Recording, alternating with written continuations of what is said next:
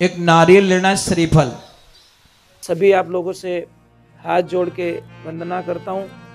हमारा जो चैनल है श्री सोनू महाराज, वो चैनल जरूर सब्सक्राइब करें और इन वीडियो को शेयर करते रहिए। सभी देवी देवताओं की एक बार बोलो राधे, और नाचने वाले भक्तों की। एक बात थोड़ा व्यापारी वर्ग के लिए, थोड़े आवाज मत करजो, थोड़ी मेहरबानी करजो। मैं आपसे एक निवेदन कर रहा हूं, व्यापारी वर्ग के लिए, जिनको विश्वास है वो ही करे, जिनको विश्वास है वो ना करे, इतना ख्याल रखे, नहीं तो आपका टाइम बर्बाद हो जाएगा। जिसको भी कोई धंधे की प्रॉब्लम है, चाहे घर के क्लेश की कोई प्रॉब्लम है या अशांति का वातावरण है, तो अभी ये 20 और 21 तारीख आ रही है, अमावस्या पड़ेगी उस दिन।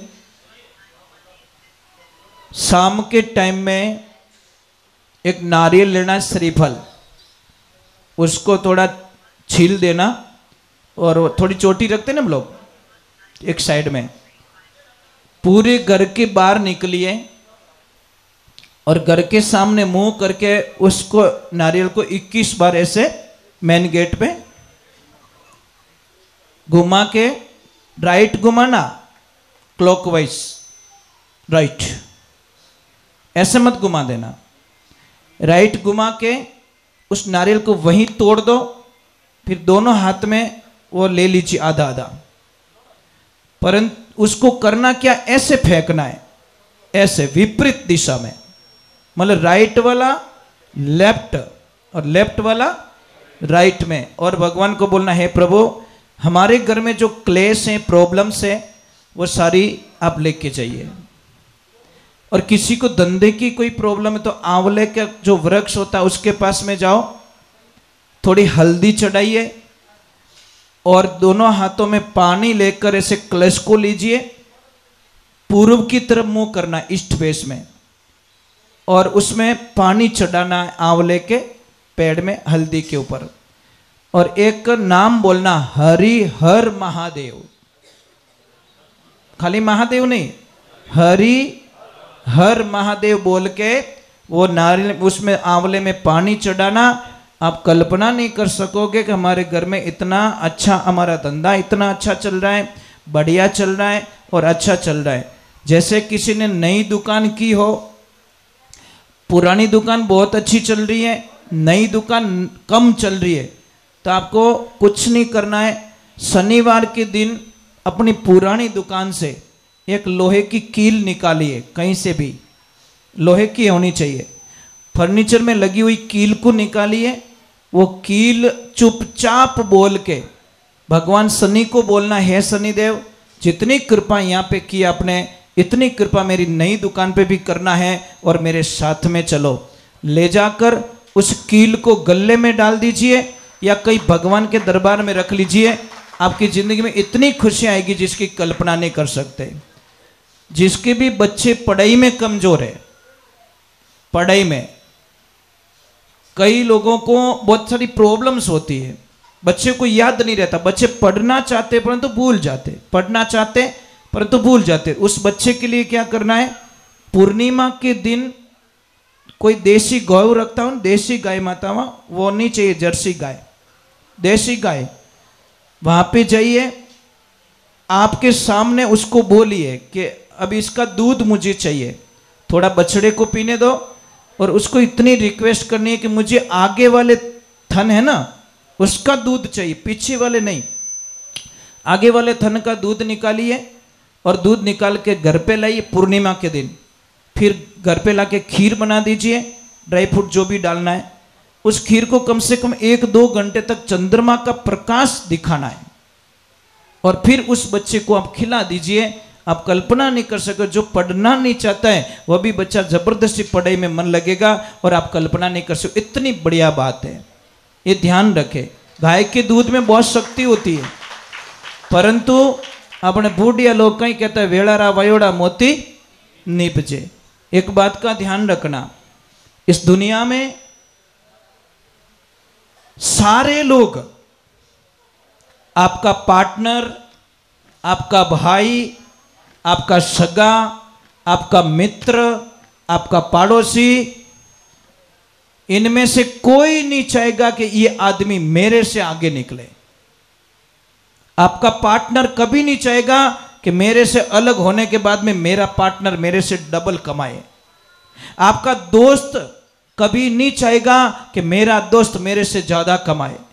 आपका भाई भी चाहेगा कि वो मेरे से पीछे रहे, आगे ना जाए।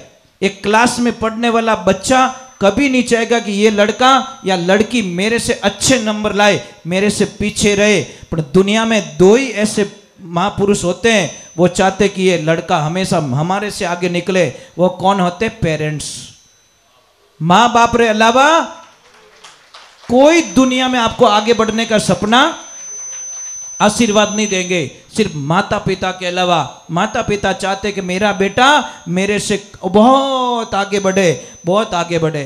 तो एक बेटे ने पिताजी के व्यापार पे ध्यान दिया और पिताजी की इच्छा थी कि बेटा हमारी 40 साल की पेढ़ी है, इसका थोड़ा ध्यान रखना। बेटे ने बात सुनी और बैठ गया पेढ़ी पे। अब उसने व्यापार इतना फैला दिया महाराज, बहुत ज़्यादा व्यापार फैला दिया।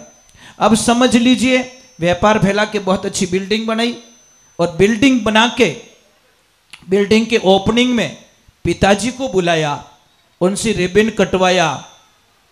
तो पिताजी ने उसको एक प्रश्न किया, बहुत राजी भी हुए कि धन्यवाद है मेरे बेटे को, कम से कम मैं तो नॉर्मल में था, इसने बहुत सारा कारोबार आगे बढ़ा दिया, इतनी बड़ी ऑफिस बनाई, इतनी बड़ी बिल्डिंग बनाई। अब महाराज ध्यान रखें, पिताजी ने बच्चे को पूछा, ये पॉइंट्स थोड़ा ध्यान से सुनना। पिताजी ने बेटे को पूछा कि बोल बेटा, इस दुनिया में सबसे ताकतवर व्यक्ति कौन है? बेटे ने तुरंत बोल दिया पिताजी मैं। पापा रो मुंड उतर को, क्यों तो गड़बड़ रहेगी। फिर थोड़ा ठंडा दिमाग से पूछा कि बेटा इस दुनिया में सबसे ताकतवर व्यक्ति कौन है? तो उसने तुरंत बोल दिया पापा मैं। पापा ने बोला, बे मारवाड़ हाल नो छोको, अपनी सीट तो गई भाई, अबे हटो। पिताजी की आंखों में आंसू आ गए साहब। जैसे पिताजी नीचे उतरे, पर क्यों बेटा ने एक बार और पूछ लो। कितनी बार? लास्ट बार पूछ लो। वापस पूछा कि बेटा इस दुनिया में सबसे ताकतवर व्यक्ति कौन? कि पिताजी आप।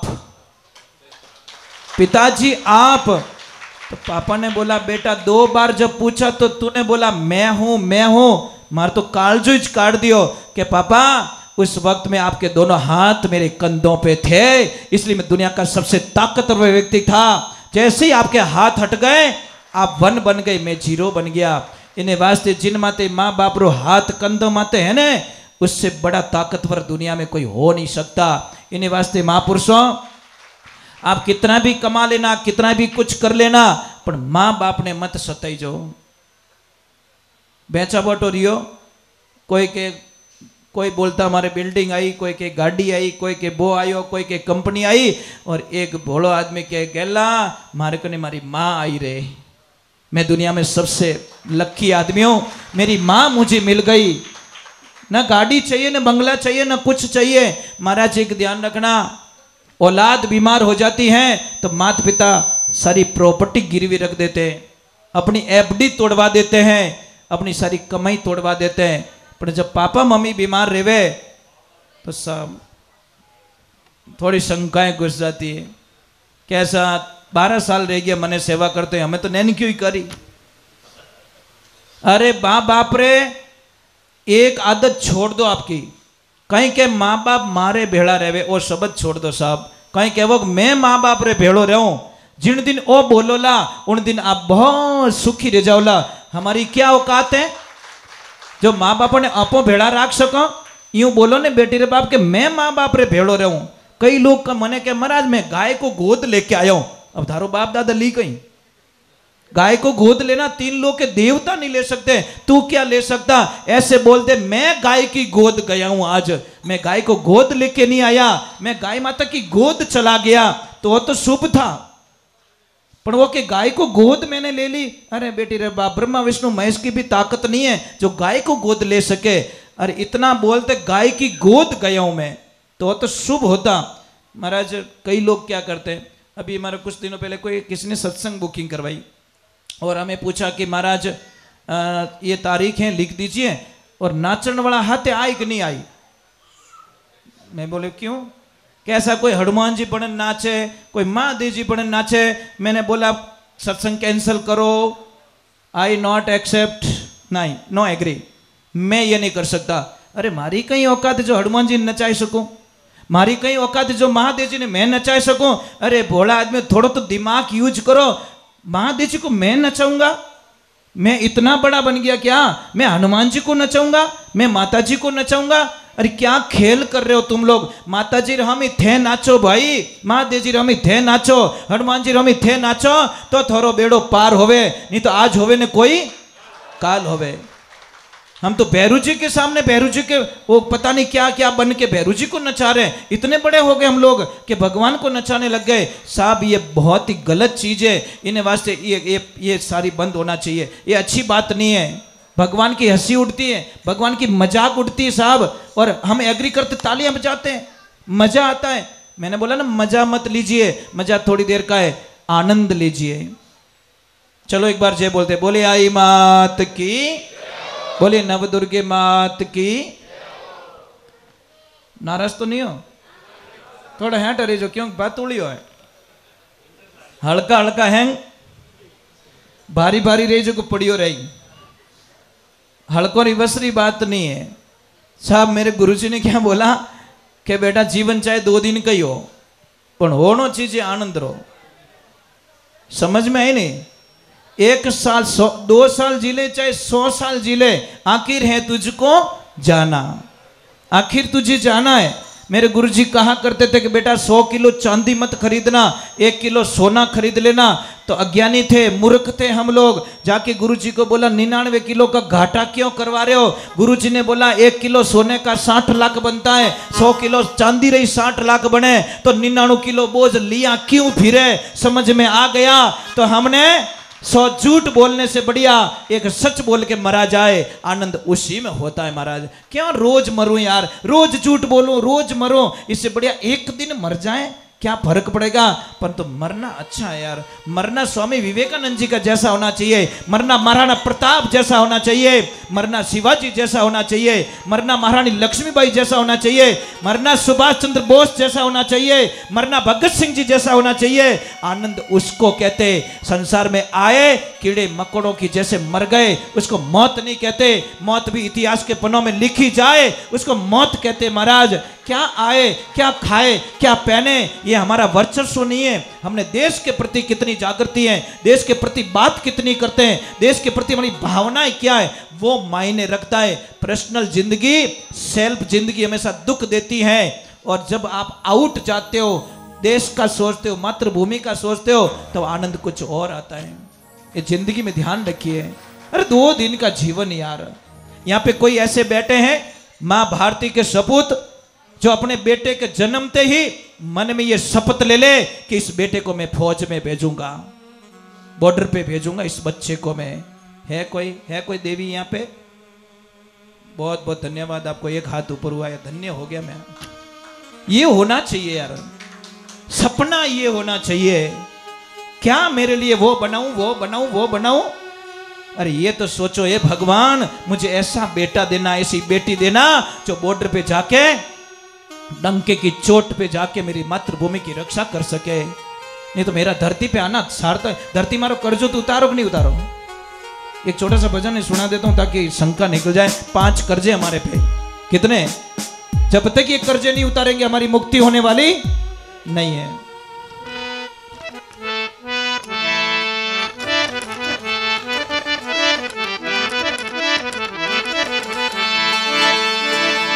बोलिए श्री भगवान की, बोलिए आई मात की।